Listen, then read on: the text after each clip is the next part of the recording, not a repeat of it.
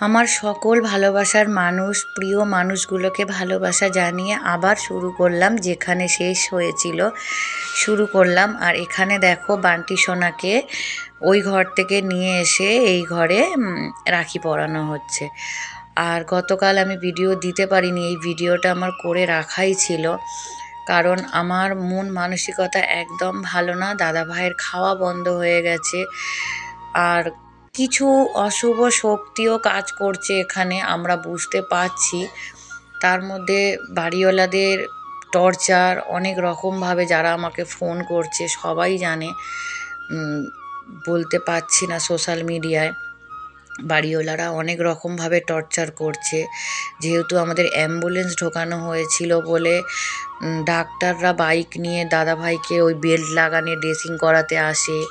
তারপর দাদাভাইকে টোটো গলির ভিতরে ঢুকিয়ে টোটো নিয়ে আমরা ডাক্তারের কাছে যাই, যার জন্য ওদের নাকি রাস্তা ক্ষয়ে যাচ্ছে, তাই জন্য আমাদের সঙ্গে অনেক রকমভাবেই অত্যাচার করছে। আমাদের লুকিয়ে ঘর ভাড়া দেওয়া হয়েছে। আগে যদি সবটা বলতো আমরা কিন্তু এই বাড়িতে ভাড়া আসতাম না, টাকাটা মাস গেলে নিয়ে নেয়। কিন্তু অত্যাচার যে পরিমাণে বেড়ে গেছে, মানসিক চিন্তা, আমাদের খুব কষ্টে আছি বলতে পারো। তা এক অন্য রকম রাখি পূর্ণিমা পালন করলাম এত কষ্টের মধ্যেও। তা একটা ছেলে যে শুধু একটা মেয়ে দায়িত্ব নেবে, একটা ছেলেই যে শুধু একটা বোন বা দিদির কর্তব্য পালন করবে, কারণ আমার নিজের ভাই তো আছে, কই সে তো আজ পর্যন্ত আসলো না। আজকে সোশ্যাল মিডিয়ায় বলতে বাধ্য হলাম, আমার পাশে তো কই আজ 2 বছর আমার স্বামী ক্যান্সারে ভুগতো, 5টা টাকা দিয়ে তো কোনো দিন বলেনি যে দিদি আমি তোর পাশে আছি, তুই চিন্তা করিস না। তাই এই বোনগুলো, আমার ইউটিউবের বোনগুলোকে তো পারলাম না আরতি করতে, তাদের মন থেকে আমি তোমাদের ভালোবাসা জানাচ্ছি। যারা সামনে আছে তাদেরকে আরতি করে রাখি পরালাম, ভালোবাসা দিলাম, কারণ এরা আমার বিপদে আছে। আমি মনে করি এরা একটা পুরুষ মানুষের থেকেও বড় দায়িত্ব কর্তব্য পালন করছে। এরাই আমার ভাই, এরাই আমার বোন। তা জাহানারা বোন বান্ধবী আমায় বলেছিল যে পাতানো ভাই বলো না, নাম বলো। হ্যাঁ, ওর নাম আছে, নিশ্চয়ই আছে, ওর নাম পিন্টু। আর পাতানো ভাই কেন বললাম, লোকের পরিচয়, নাহলে লোক বুঝবে হয়তো আমার নিজের ভাই, কিন্তু না, সেই জন্যই। আর এটা হচ্ছে আমার জেঠুর ছেলে, তার ছেলে, মানে আমার ভাইপো। তা আমার ভাইজি বলল, পিপি তোমাদের বাড়িতে সবার কে রাখি পূর্ণিমার অনুষ্ঠান করব, কারণ বান্টি দাদা তো যেতে পারবে না, আর এখানে করলে বান্টি দাদাও দেখতে পাবে সবাইকে, আর এখানে করলে তোমরাও আছো, তা সব বলে বলে দেবে। তা আমি বললাম ঠিক আছে, কোনো ব্যাপার না। তো এখানেই সবাই এসেছিল, তা কিছুটা বাকি ছিল, এই ব্লগে দিলাম। আর পরের দিনেই কথা ছিল রাখি পূর্ণিমার, দাদাভাইকে নিয়ে অ্যাপয়েন্টমেন্ট করানো ছিল সঞ্জীবনীতে, ক্যান্সারের স্পেশালিস্ট ডক্টর। তা বড় ডক্টর উনি, গেলেই আমি জানতে পারতাম, কিন্তু এত বৃষ্টি, আর দাদাভাই হঠাৎ করে রেগে গেল, অসুস্থ হয়ে গেল। যেহেতু আজ 5 দিন হলো দাদাভাইয়ের ভাত খাওয়া বন্ধ, মানে খাওয়া বন্ধ হয়ে গেছে, পেট ফুলে যাচ্ছে, টয়লেট বন্ধ হয়ে গেছে। সবাই আমাকে বলছে বোন কোনো অশুভ শক্তি তোমাদের কাজ করছে। হ্যাঁ, আমিও বিশ্বাস করি না, কিন্তু কিছু কিছু ক্ষেত্রে বিশ্বাস করতে হয়। দাদাভাই একদম ভালো নেই, আমরা কেউ ভালো নেই, অনেক টেনশানে আছি। আর কি বলবো, যার জন্য ভিডিও দিতে পারছি না। তোমরা সবাই ফোন করেছো আজকে, অনেক আমার বোনেরা ফোন করেছে, বুঝিয়েছে যে দিদি ভিডিও দাও, দিদি ভিডিও দাও। তা ভিডিও তো করাই ছিল, এটাই ভয়েস দিচ্ছি, আবার নেক্সট পার্টে নিয়ে আসবো। তা এটাও আমার একটা পাড়ায় দাদার ছেলে, আকাশের, মানে আমার বড় ছেলের বন্ধু। আর আমার বড়টা কিন্তু, মানে আকাশ আমার বড় ছেলে, কিন্তু দোকানে ছুটি পায়নি, ও আসবে, ও রাত্রে আসবে, রাত্রে একসাথে আবার আনন্দ করে রাখি পরানো হবে।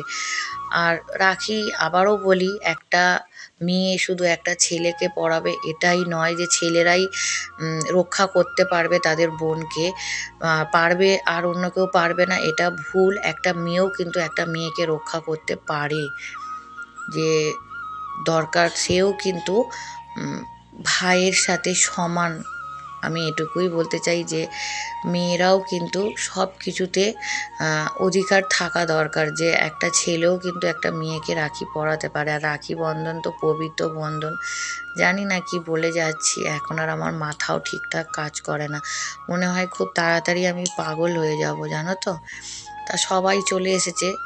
আমি ছেলের দোকানে ফোন করলাম, ছাড়ার কথা বললাম, কারণ 9:32-এর মধ্যেই পড়ানোটার কথা ছিল। তাও টাইম হয়েই গেছিলো, আর ও আগে দাদাকে পড়ালো দেখো। তারপর সবাইকে কিন্তু খুব সুন্দর, আর এখানে কিন্তু মাম্মামের রাখি ছিল, মানে মধু যে এসেছিল ওর পুচকুটা ছিল, আর একটা মামন্দি বলেছিল। আর ওকে দোকানেও অনেক দিদিরা রাখি পরিয়েছে। আর এবারে নাচের ক্লাস থেকে কেউ পড়ায়নি, না হলে বাবুকে প্রচুর জন রাখি পরাতে আসে।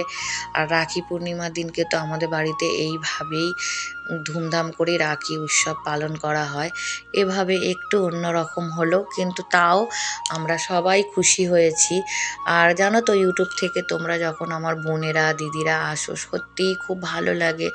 ওইটুকু সময় আমরা খুশি হই, তা না হলে যেন একাকিত্ব আমাদের ঘিরে নেয়, মনে হয় পাগল পাগল মনে হয়। আর এইভাবেই আমার ভাইয়ের মেয়েকে কিন্তু সবাই পাড়ায় খুব ভালোবাসে, পাগলি বলে ডাকে, খিচুড়ি বলে ডাকে। তা ওদেরটা দেখে না এত আনন্দ লাগছিল। আমরাও দাদাদের রাখি পরাতাম, আমারও অনেকগুলো দাদা ছিল, 10খানা, কিন্তু কেউ কর্তব্য করেনি। কর্তব্যর সময় কাউকে পাইনি আমি। তা আমি রাখি পরাতাম এতটুকুই, কিন্তু এরা যে কি সুন্দর আনন্দ করেছে, গিটার বাজাচ্ছিল, হৈ হৈ করছিল, আমার দেখে খুব ভালো লাগছিল। আর মনে হচ্ছিল যে যদি এখনের জেনারেশনে জন্মগ্রহণ করতাম, আমরাও হয়তো স্বাধীন হতাম একটু। জানি এখনও আমরা মেয়েরা স্বাধীন নয়, এখনও আমরা মেয়েরা পরাধীন, তবু কিছুটা তো স্বাধীন, নিজেদের বলার মতন সাহসটুকু তো পায় এটুকু মেয়ে। তা আমরা তো তাও পেতাম না। যদি বড়রা বলতো ভুলটাই ঠিক, তা আমরা সেটাই বলতাম। কিন্তু এখন তো ভুলটা ভুল, ঠিকটা ঠিক বলার মতন মেয়েরা সেই অধিকারটুকু পেয়েছে, কিন্তু স্বাধীন যে পুরোপুরি হয়েছে সেটা বলবো না। কারণ তা না হলে এইভাবে মেয়েদের ধর্ষণ হতো না, এইভাবে নোংরা জগতে মেয়েদের পড়তে হতো না। অনেক কিছুই বললাম। তা এই যে শেষে দেখো সবাইকে নিয়ে একটা ছবি তোলা হলো, খুব আনন্দ করছিল। এই রকম আনন্দই যেন সারা জীবন ওদের সকলের মধ্যে থাকুক। আর আজকের ভিডিওতে যদি কিছু ভুল ত্রুটি হয়ে থাকে, আমি ক্ষমা চাইছি তোমাদের কাছে, জানি না কি বলে ফেললাম।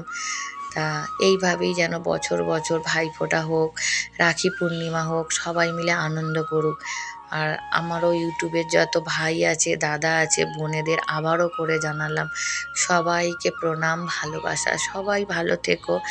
আর এখানে পাশের ঘরে দেখো দাদাভাই ঘুমোচ্ছে। মধু যে চলে গেল তারপরেই কিন্তু দাদাভাই ঘুমিয়ে পড়েছিল, আর খুব কষ্ট হচ্ছিল, কিন্তু তাও সাথ দেওয়ার চেষ্টা করেছে যে আমার বোনটা অত দূর থেকে এসেছে।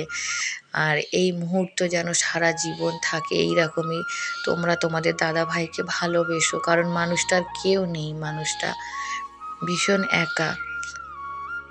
তা এটুই বলবো যে দাদাভাইকে সব সময় তোমরা এইভাবেই ভালোবেসো, প্রার্থনা করো।